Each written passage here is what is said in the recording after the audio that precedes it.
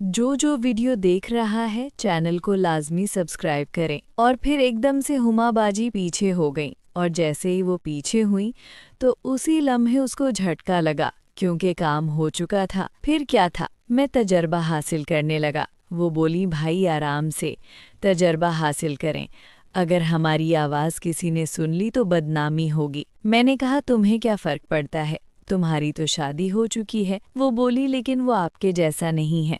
मैं तो तुम्हें बच्चा ही समझती थी, लेकिन तुम तो इंसान नहीं, गधे हो। हुमा अभी भी बाल्टी पकड़कर बैठी हुई थी और मैं भी उसी अंदाज में उसके पीछे बैठा भैंस का दूध निकाल रहा था और साथ साथ तजर्बा हासिल कर रहा था। लेकिन ऐसे तजर्बा हासिल करने में मुश्किल हो रही थी। मैंने हुमा से कहा कि मैं एक ही काम कर सकता हूँ, तो वो बोली, पहले तजर्बा हासिल कर लो। और फिर क्या था, मैं पूरी तरह तजर्बा हासिल करने लगा। हमारा कुत्ता डब्बू हमें तजर्बा हासिल करते हुए देख रहा था। हुमा बोली, सॉरी भाई, डब्बू को ये आदत एमन ने डाली है। मैंने कहा, एमन के अंदर भी बहुत जूस है, जो फराज के बस की बात नहीं कि वो उसको संभाल सके। हुमा बोली, भाई, एक डंपर स्पीड इंसान के लिए हर नसीहत और तसल्ली बेकार है। अगर कोई चीज़ उसे हरा सकती है तो वो है मनपसंद शख्स का उसके साथ रहना। शायद वो तुझे मौका दे दे। मैं बोला, इसमें तुम्हारा बहुत किरदार होगा जो तुम करोगी। तो हुमा बोली, ये हसीना आज से तुम्हारी ग़ुलाम है। मैंने कहा, क्या ख्याल है? तो वो बोली, भाई जैसा आप चाहें। तो वो मुस्कुराकर मेरे कान में बोली, भाई आप वाकई गधे हैं, क्या बहन को जान से मारने का इरादा है? मैं उसका बाजू पकड़कर चारपाई की तरफ ले जाते हुए बोला, इस काम से भी भला कोई मरता है, अब नखरे मत करें, अपने छोटे भाई का भी कुछ सोचें। हुमा मुस्कुराते हुए बोली, मैं नखरा नहीं कर रही, मैंने तो आपको तजर्बा दे दिया है। और फिर मैंने तजर्बा हासिल करते हुए जूलियट के बारे में सब कुछ बता दिया। तो वो बोली, भाई वो तो बहुत कोमल थी। तजर्बा हासिल करने के बाद वो बाल्टी उठाकर मेरे आगे आगे घर की तरफ इशारा करते हुए चल पड़ी। हम लोग घर आए तो सोहा खाना खा रही थी और एमन टीवी देख रही थी। हम दोनों नहाकर फ्रेश हुए और हमने खाना खाया और तो फिर अपनी रूम में चले गए। एमन फ़ोन पर किसी से बात कर रही थी। वो रूम में दाखिल हुई और सोफे पर बैठ गई। उसके बाद हुमा भी रूम में दाखिल हुई। हुमा ने लुड्डू बेड पर रख दी और बोली, भाई चलें, आज कुछ देर लुड्डो खेलते हैं। मैं बोला, ठीक है। हुमा बोली, चलें कोई शर्त लगाते हैं। मैं बोला, शर्त क्या लगानी है, वैसे ही खेलते हैं। तो एमन बोली, चलें लगाएं शर्त। मैं बोला, बताएं फिर क्या शर्त लगानी है। तो एमन बोली, जो हार गया वो 2 लीटर की बोतल मंगवाएगा। मैं बोला, डन हो गया। हम लोग बेड पर बैठ गए। हमें खेलते देखकर सोहा और रूबी भी आ गईं। वो भी तो खेलने की जिद कर रही थी, मगर एमन ने ये कहा, ये हमारा मैच है, अगली बारी तुम लोग भी शामिल हो जाना। सोहा ने जब सुना तो वो मुंह बसूरते हुए सोफे पर बैठ गई। एमन बोली, ओपनिंग मैं करूंगी। तो हुमा बोली, जी नहीं, हमारे सामने नवाबजादा बैठा है, वो मर्द है, वही ओपनिंग करेगा। एमन बोली, मर्द ही क्यों ओपन करे, औरत भी तो कर सकती है। तो मेरी तीनों बहनें हंसने लगीं। उनको हंसते देखकर एमन नर्वस हो गई और बोली, क्यों, मैंने कुछ गलत कह दिया? सोहा बोली, गलत ही तो कहा है, भला तुम किधर से औरत बन गई, तुम तो अभी लड़की हो। सोहा की बात सुनकर हम सारे फिर हंसने लगे। सोहा की जहानत को दाद देने लगे। लूडो स्टार ने शुरू किया तो उसे 6 का हिंसा मिला। ये लूडो स्टार थी एमन। उसने अपनी गोटी निकालकर क्रॉस पर लगा दी और फिर उसने बारी लेते हुए 4 पॉइंट हासिल कर लिए और अपनी गोटी को आगे बढ़ाने लगी। उसकी शुरुआत में 6 पाकर खुशी दीदनी थी।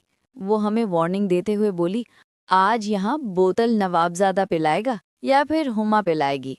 हुमा बोली, ठीक है, बोतल मैं पिला दूंगी और तुम दूध पिला देना। ये बात उसने धीरे से कही थी, मगर मुझे सब सुनाई दिया था। खैर, हमारी नोकझोंक जारी थी। खेल अब दिलचस्प मोड़ पर आ गया था, क्योंकि मेरे सामने एमन की गोटी थी और उसके पीछे हुमा की थी और इन दोनों के पीछे मैं था। मैं अगर 2 लूं तो हुमा की गोटी मार देता, 4 स्कोर करूं तो फिर मैं एमन की गोटी मार सकता था। मैं अपनी चाल चल रहा था। मेरी नज़र हुमा की गोटी पर थी। उसने भी मुझे देख लिया था। वो मुझे बोली, भाई प्लीज़ मेरी मत मारना, एमन की मार दो, ये बड़ी घमंडी है।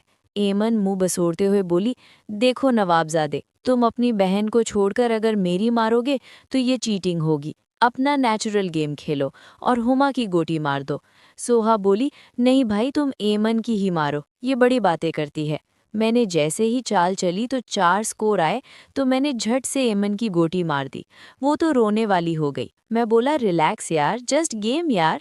वो बोली, तुम अपनी बहन की भी मार सकते थे, मेरी क्यों मारी? मुझे बहुत मज़ा आ रहा था। वो गोटी का नहीं, मारने मरवाने का नाम ले रही थी। अब मेरे आगे हुमा थी। वो निकल गई थी और उसने फिर हमें चांस नहीं दिया और गेम जीत गई। और एमन हार गई और रोने वाली हो गई थी। जैसे भारत की टीम हार कर मुंह बना लेती है, ऐसे ही एमन ने मुंह बना लिया था। तब हुमा बोली, जनाब उठें, बोतल मंगवाएं, तुम हार चुकी हो। तो उसने अपनी कमीज से 50 रुपए निकाले और मुझे बोली, ये लें, बड़ी बोतल ले आएं, मैं तुम लोगों को कल देखूंगी। मैं बाहर चला गया और गामा पहलवान की शॉप से बड़ी बोतल ले आया, जिसे पीकर एमन ने सोहा और रूबी को चैलेंज कर दिया और उनका खेल शुरू हो गया, जबकि मैं सो गया। हम लोग खेतों में घास निकाल रहे थे। सुबह सुबह का वक्त था। दरख्तों पर परिंदे चहक रहे थे और कोयल की कूक माहौल में अपनी सुरूर बिखेर रही थी। मैंने जब से काश्तकारी शुरू की थी, तभी पहली फुर्सत में अपनी ज़मीन के खाले बनने से तमाम फैंसी पौधे निकलवा दिए थे और उनकी जगह फलदार पौधे लगाए थे, जिसमें अमरूद, माल्टा, लीमू, ग्रेपफ्रूट, अनार और जामुन जैसे दरख्त शामिल थे। यही वजह थी कि हमारे खेतों में हर तरह के फल मिलते, जिन्हें खाने को परिंदे हमा वक्त मौजूद रहते। मैं घास काट रहा था कि हमारे खेतों में एक प्राडो गाड़ी आकर रुकी। मैंने देखा तो उसमें से बड़ी बड़ी मूंछों वाले गनमैन, जिन्होंने गन पकड़ी हुई थी, मेरी तरफ ही आ रहे थे। पहले तो मैं बहुत डर गया, मगर फिर मैं अपने हवास पर काबू पाने की कोशिश करने लगा। इंसान उन चीज़ों से कम बीमार होता है जो वो खाता है, ज़्यादा वो उन चीज़ों से बीमार होता है जो अंदर ही अंदर उसे खा रही होती हैं। तभी तो अब्दुल वदूद कुरैशी कह गए हैं, जो बातें पी गया था मैं, वो बातें खा गई मुझको। सामने एक बंदा सफ़ेद सूट में मलबूस था। ऊपर से उसने काला कोट पहना हुआ था, काला चश्मा लगाया हुआ था। वो मेरे पास आकर रुक गया और मुझे टुकुर टुकुर देखने लगा। अपने खेतों में मौजूद परीशे और उसकी माँ भी मुझे देख रही थी। उन्हें देखकर मुझे लगा कि ये फरहान ने ही बंदे भेजे होंगे मुझे धमकाने के लिए।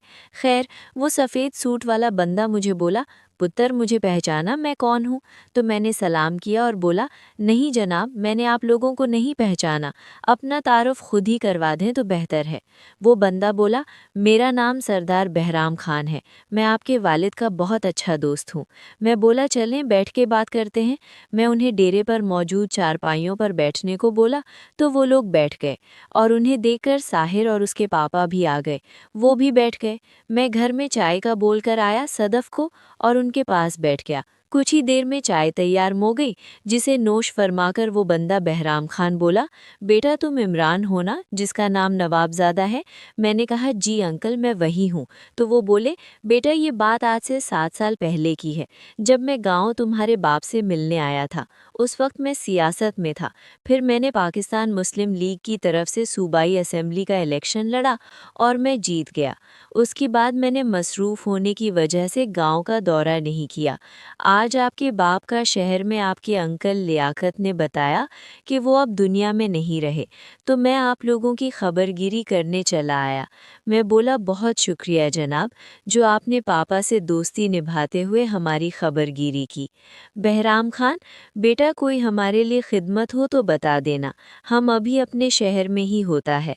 असेंबली हम सोमवार और मंगल को ही जाता है। मैं बोला, जनाब बहुत शुक्रिया। बहराम खान, बेटा आज से 7 साल पहले आपके बाप से कुछ पैसे लिए थे मैंने, जो बतौर अमानत मेरे पास थे। आज फुर्सत मिली है तो सोचा ये पैसे मैं खुद तुम्हारे हवाले कर दूं। बहराम खान ने एक थैली में कुछ पैसे मुझे दिए और साथ ही अपना कार्ड भी मुझे दिया और चले गए। जाते वक्त बहराम खान फिर बोल गए, बेटा कोई हमारे लायक हो तो मुझे बताना, और उन्होंने गाड़ी शहर की तरफ दौड़ा दी। मैंने घर जाकर पैसे गिनती किए तो पूरे 12 लाख थे। मैं बहुत खुश हुआ क्योंकि ये रकम मेरे लिए बहुत मायने रखती थी। मैंने इस रकम का जिक्र किसी से नहीं किया घर में और इसे तिजोरी में रख फिर खेतों में चला गया। इतनी बड़ी रकम हाथ लगने पर मैं बहुत खुश था। हम लोग खेतों में काम कर रहे थे कि साहिर और उसके पापा चले आए और दोनों बोले, नवाबजादे, हम दोनों भी एक अर्ज करना चाहते हैं। मैं बोला, जी चाचा बताएं क्या बात है। तो समीर चाचा बोले, बेटा आप तो जानते हो हमारे खेतों में आम की फसल तैयार होने वाली है, तो हम सोच रहे हैं कि आपने आम के खेत बाहर भी तो बेचते हैं, इस बार हमने सोचा है इसे हम खरीद लें।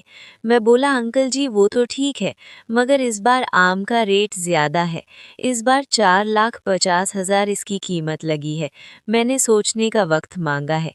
तो अंकल समीर बोले, बेटा हम उस बागबान से मिलकर ही आ रहे हैं, हमें कीमत का भी मालूम है। मैं बोला, फिर क्या सोचा है अंकल आप लोगों ने?